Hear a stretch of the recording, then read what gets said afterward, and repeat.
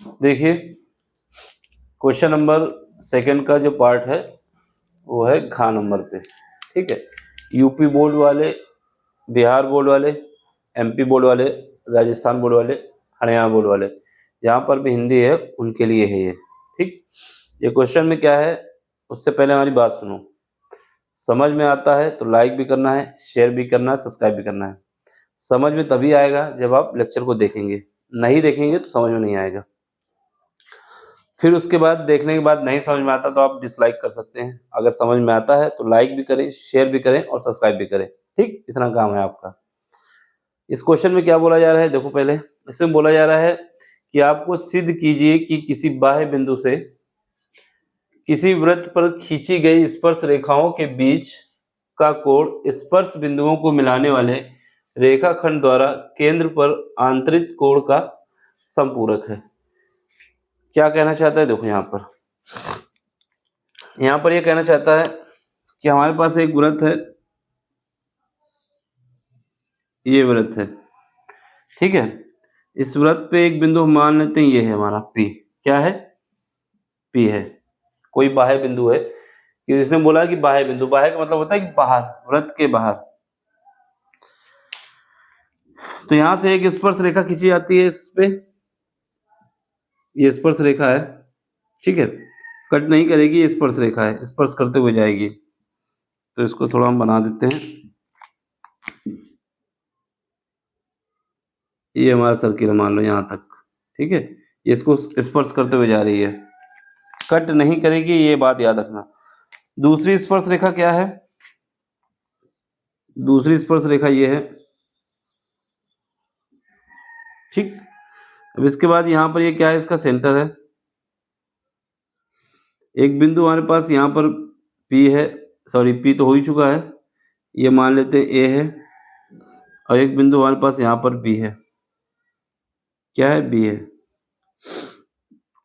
अब देखो यहाँ से इसको मिला दें, इसके बाद यहाँ से इसको मिला दें, मान लेते हैं ये है, ये इसका सेंटर है। ठीक है, तो आपको ये बताना है कि ये जो एंगल है और जो ये एंगल है, यानी अगर ये एंगल हमारे पास क्या है, ये मान लेते हैं θ1 है, और ये क्या है, ये θ2 है।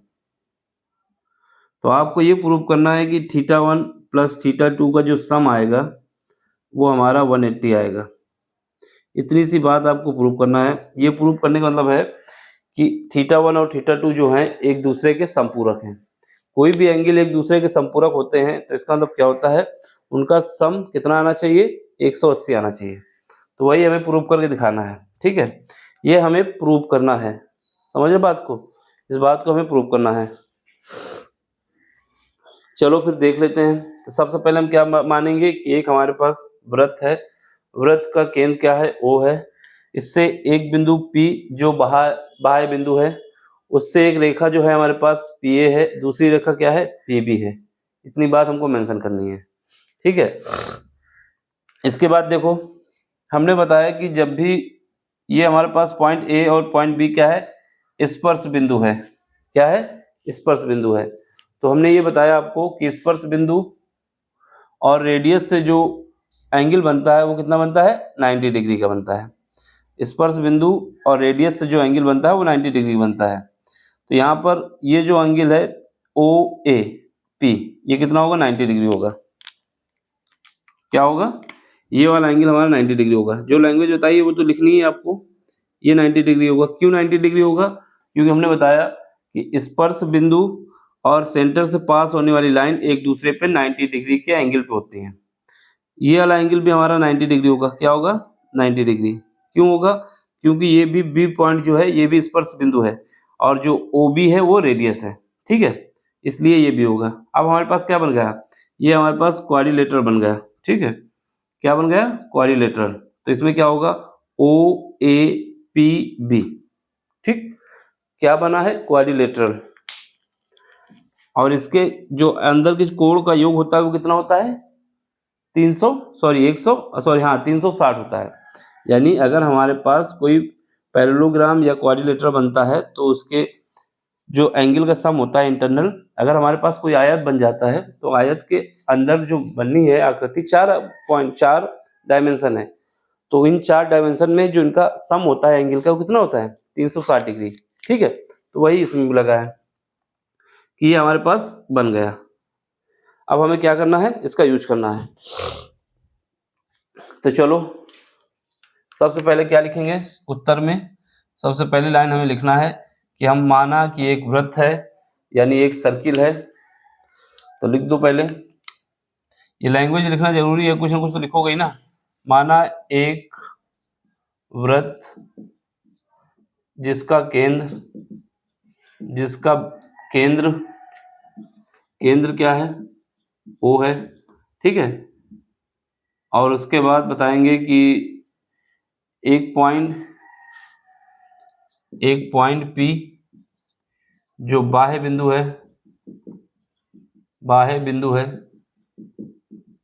ठीक है, उससे 2 स्पर्श रेखाएं खींची जाती हैं, 2 स्पर्श रेखाएं खींची जाती हैं, 2 खींची जाती हैं। एक का क्या है PA और PB। ठीक है, ये हमने बता दिया, इतना सब कुछ बता दिया। मान लेते हैं जो एंगल है θ1 और θ2, एंगल O जो है वो θ1 है और जो एंगल P है वो θ2 है, ये भी मान लेते हैं। लिख देना माना, ये सब लिखना होगा ना कि तभी तो आपको कुछ दिखेगा। माना एंगल कौन सा AOB, जिसको एंगल O कहेंगे, वो क्या है θ1 है, और एंगल कौन सा एंगल APB, वो क्या है θ2 है।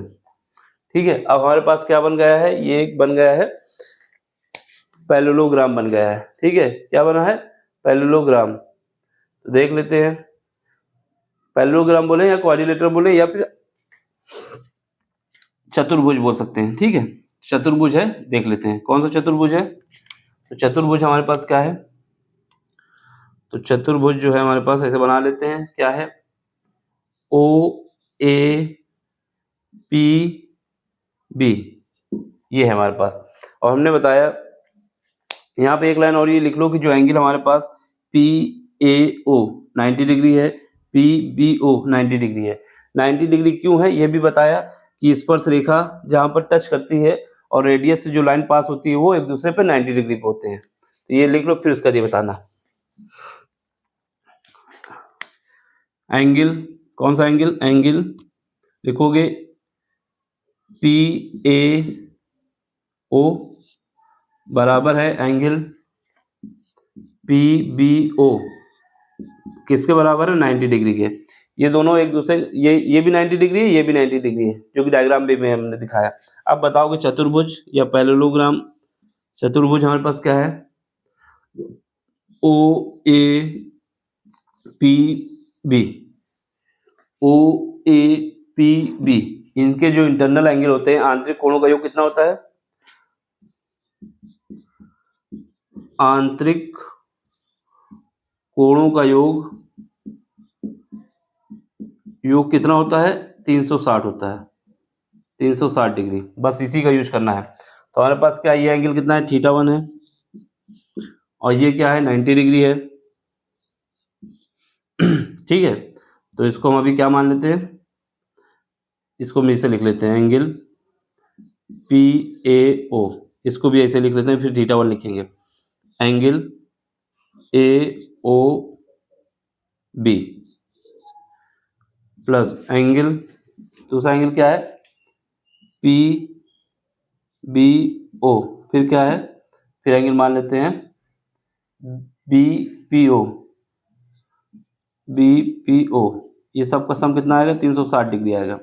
अब देखो ये एंगल हमने माना है θ1, दिख रहा है वहाँ पे, ठीक है, ये θ1 है, ये कितना है 90 डिग्री है, ये कितना है 90 डिग्री है, और ये कितना है θ2 है, बराबर कितना है 360 डिग्री है। अब θ1 प्लस θ2 कर लो, θ1 प्लस θ2, और इस वाले को इस तरफ भेज दो, तो 360 डिग्री माइनस 180 बराबर कितना आ जाएगा 180। तो ये हमारा प्रूव हो गया।